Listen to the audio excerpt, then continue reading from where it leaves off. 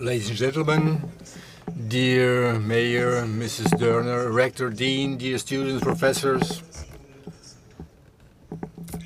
Another academic year is beginning. A year in which students have a lot of hope that this year will not be like previous year.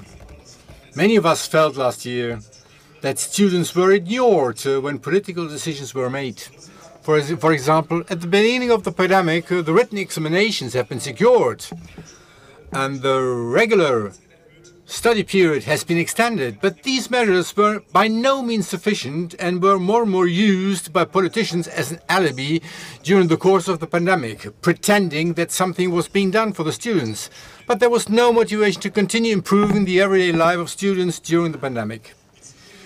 Due to return to face-to-face events, students now have the opportunity to get back to their normal life. That's why I'm very pleased to stand in front of you today. The pandemic revealed societal and social grievances. Mainly those who were prosperous already benefited from the pandemic.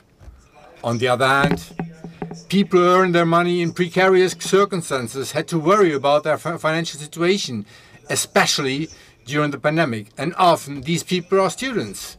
The fact that state subsidies such as BAföG, which are aimed to secure greater educational opportunities and more educational justice, were failing at all levels, even before the pandemic, is not helpful at all. Nowadays, less than 11% of students receive BAföG.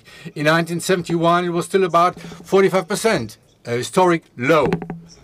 Especially people from lower and middle classes, for whom BAföG was originally intended, are receiving less and less. Students must be in extremely precarious financial situations to be able to receive BAföG. And even if you apply successfully for this grant, the maximum rate is not sufficient to allow you to live properly. If you consider the average rental expenses, university fees, other living costs, the result is that you need much more money per month than the maximum rate of the subsidy, which amounts to 861 euro. You cannot fight a burning house with just a garden hose.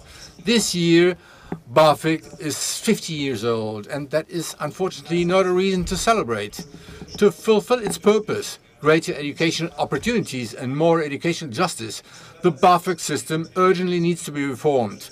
The funding rates must be adapted to the real financial need, and a flexible and realistic housing cost subsidy must be introduced. Finally, the funding must be granted independently of the parent's income and completed by a digital and learning material allowance.